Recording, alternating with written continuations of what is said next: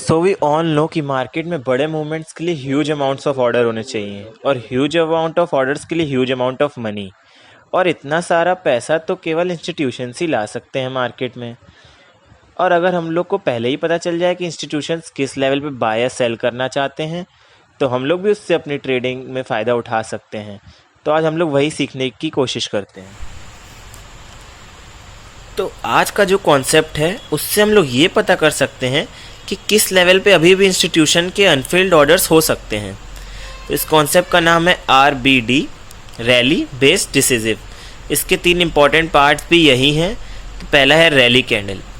Rally candle एक huge candle होती है और ये तब फॉर्म होती है जब बायर्स और सेलर्स में इम्बैलेंस हो।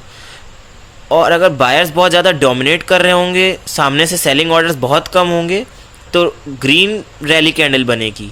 और जब सेलर्स डोमिनेट कर रहे हैं, सामने से बाइंग ऑर्डर्स हैं ही नहीं, तो ह्यूज रैली कैंडल बनेगी रेड कलर की। उसके बाद हैं बेस कैंडल्स। बेस कैंडल बहुत ही छोटी सी कैंडल्स होती हैं, विक्स भी बहुत छोटी होती है उनकी।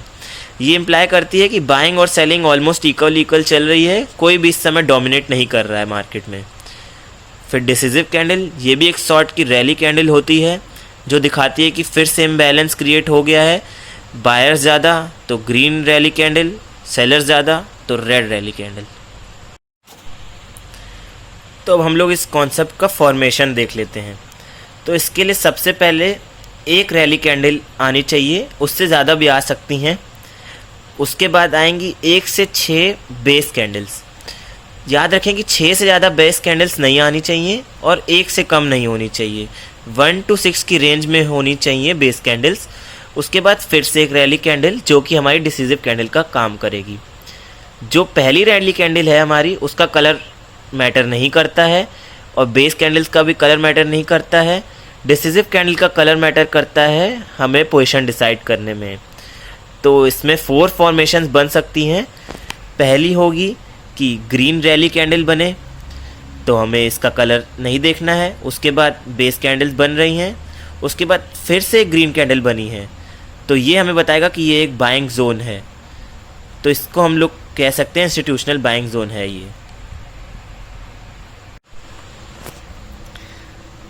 उसी तरीके से हमारी दूसरी फॉर्मेशन क्या होगी कि पहले एक रेड रैली कैंडल बनी, तो हमें पहली कैंडल का कलर नहीं देखना है। उसके बाद बेस कैंडल्स बन रही हैं, उसका भी कलर नहीं देखना है। उसके बाद जो डिसिसिव कैंडल है उसका कलर ग्रीन है, तो हम लोग ये कह सकते हैं कि ये जोन है जो इंस्टीट्यूशनल बाइंग जोन है। उसी तरीके से थर्ड फॉर्मेशन में पहले एक रेड रैली कैंडल बन रही है, फिर बेस कैंडल्स हैं, उसके बाद फिर से एक रेड रैली कैंडल है, तो हम लोग कह सकते हैं कि ये एक इंस्टीट्यूशनल सेलिंग जोन है। और उसी तरीके से फोर्थ में एक पहले ग्रीन रैली कैंडल, उसके बाद बेस कैंडल्स और उसके बाद एक रेड रैली कैंडल, तो उससे हम लोग कह सकते हैं कि ये जो जोन है ये एक इंस्टीट्यूशनल सेलिंग जोन है। क्योंकि डिसिसिव कैंडल की जो कलर है वही हम लोग को अपनी पोजीशन किस साइड लेनी है वो बताता है। पहली कैंडल का कलर हम लोग को इग्नोर करना है, बेस कैंडल का कलर हम लोग को इग्नोर करना है। जो डिसिसिव कैंडल्स हैं वही हम लोग को बताएंगी किस साइड पे हम लोग को पोजीशन लेनी है। तो इम्पॉर्टेंट चीज़ जो हम लोग को इसमें याद रखनी है कि रैली और डिसिसिव कैंडल के बीच में अगर बहुत सारे बेस कैंडल्स बन रहे हैं तो बेस कैंडल क्या इम्प्लाई करते हैं कि बाइंग और सेलिंग ऑलमोस्ट इक्वल हो रही है। तो अगर बेस कैंडल्स ज़्यादा हैं तो मतलब ऑलमोस्ट ऑर्डर्स फिल हो रहे हैं वहाँ पे। तो उससे क्या होगा कि नेक्स्ट टाइम वहाँ जोन पे ज़्यादा अनफिल्ड ऑर्डर्स नहीं हैं, तो वो जोन हम लोग के लिए ज़्यादा फ़ायदेमंद नहीं है। और वहीं हम लोग के लिए फेवरेबल कंडीशन क्या होगी कि डिसिसिव और रैली कैंडल के बीच में 1 से 2 बेस कैंडल आएँ, तो वो क्या इम्प्लाई करेंगे कि अभी भी उस जोन पे बहुत सारे अनफुलफिल्ड ऑर्डर्स हैं। तो नेक्स्ट टाइम जब प्राइस वहाँ पे आएगा तो वो ऑर्डर्स एग्जीक्यूट होंगे, उसी का हम लोग फ़ायदा उठा सकते हैं। तो ये एक इम्पॉर्टेंट पॉइंट हम लोग को याद रखना है। और दूसरा पॉइंट है कि जो बेस कैंडल्स बन रही हैं उनकी विक भी हम लोग को ध्यान रखनी है। अगर जैसे हम लोग लॉन्ग पोजीशन के लिए जा रहे हैं तो हम लोग को देखना है कि बेस कैंडल की विक अपर साइड से रिजेक्शन ना ले, और शॉर्ट पोजीशन के लिए अगर हम लोग जा रहे हैं तो हम लोग को देखना है कि बेस कैंडल की विक नीचे से रिजेक्शन ना ले। ये दोनों चीज़ें हम लोग को याद रखनी है। ओके, सो इस कॉन्सेप्ट को अब हम लोग चार्ट्स पे देखेंगे।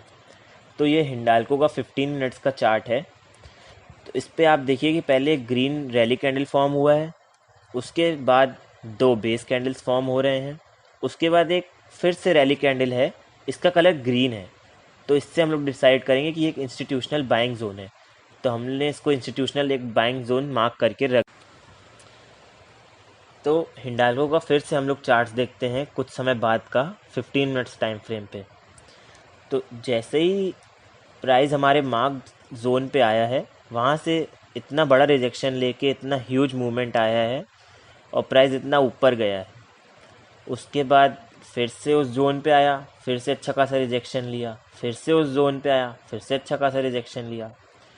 वैसे तो हम लोग जब जोन मार्क करते हैं तो केवल नेक्स्ट टाइम के लिए उसको वैलिड मानते हैं ट्रेड के लिए, लेकिन अब जब इस एग्जांपल में हम लोग देख रहे हैं तो दिख रहा है कि जैसे ही वहाँ पे आ रहा है तुरंत रिजेक्शन ले रहा है। मतलब उस जोन पे ऑर्डर एग्जीक्यूट नहीं हो पा रहे हैं, मतलब वहाँ पे अभी भी ऑर्डर्स हैं, इसलिए वो जोन नेक्स्ट टाइम के लिए भी वैलिड हो जाता है। और नेक्स्ट टाइम फिर से ये हो रहा है, तुरंत से रिजेक्शन, ऑर्डर्स फुलफिल नहीं हुए हैं, इसलिए एक और बार वहाँ से रिजेक्शन ले रहा है। लेकिन वैसे हम लोग को ये चीज़ याद रखनी है कि जब भी हम लोग कोई जोन मार्क करेंगे वो केवल नेक्स्ट टाइम के लिए वैलिड रहेगा। मतलब नेक्स्ट टाइम जब भी वहाँ पे प्राइस आएगा तो वहाँ से हम लोग को कुछ मूवमेंट मिलेगी। तो हम लोग एक और एग्जांपल लेंगे। इसमें हम लोगों ने गुजरात इंडस्ट्रीज़ पावर कंपनी का 1 आवर टाइम फ्रेम खोला हुआ है। इसमें देखिए पहले एक ग्रीन रैली कैंडल आई है, उसके बाद 6 बेस कैंडल्स आई हैं, उसके बाद एक और रैली कैंडल। तो इसमें हमारा क्राइटेरिया तो फुलफ़िल हो रहा है, लेकिन 6 बेस कैंडल्स आ चुकी हैं। तो मतलब इसमें ऑर्डर फुलफ़िल हो चुके हैं, ज़्यादा ऑर्डर्स नहीं हैं, पर फिर भी कुछ ऑर्डर्स अवेलेबल होंगे। तो हम लोग इसको मार्क कर लेते हैं इंस्टीट्यूशनल बाइंग जोन। फिर हम लोग देखते हैं कि जैसे ही प्राइस बाद में यहाँ पे आता है तो अच्छी खासी बाइंग आ रही है। प्राइस 93 लेवल से 99 लेवल तक गया है, ऑलमोस्ट 5% अप। तो देखिए कितनी परफेक्टली ये जोन्स काम करते हैं। हम लोग धीरे धीरे प्रैक्टिस करेंगे तो परफेक्ट हो जाएंगे ये जोन्स फाइंड करने में। सो गाइज़, अगर आपको ये वीडियो इंटरेस्टिंग लगा हो, आपने कुछ भी सीखा हो, तो do like, subscribe and share. और अगर कुछ भी डाउट्स हो तो आप कमेंट सेक्शन में पूछ सकते हैं।